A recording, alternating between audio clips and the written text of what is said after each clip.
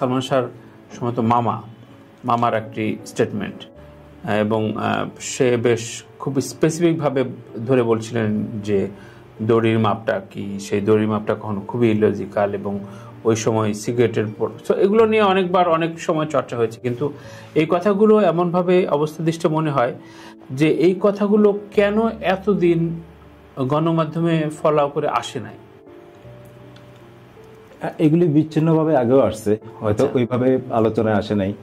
তো এইবার যখন রূপান্তর হয়েছে, এবার অনেক কিছুই মিডিয়াতে প্রকাশ হয়েছে, এবং আগেও বিভিন্নভাবে বলা হয়েছে, কিন্তু ওইভাবে কিন্তু কেউ আমলে নেয় নাই।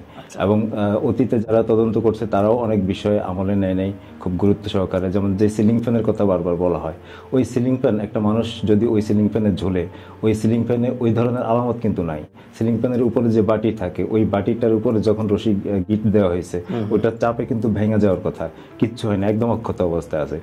এবং যেই রশিতে ঝুলে কথা বলা হয়, ওইটা হচ্ছে একটা স্কিপিং রোপ, এবং আরেকটা হচ্ছে আয়রনের যেই তার থাকে, ওই তারটা দুইটা গিট দিয়ে ওই ইয়াতে ফ্যানের সাথে বাঁধা হয়েছে।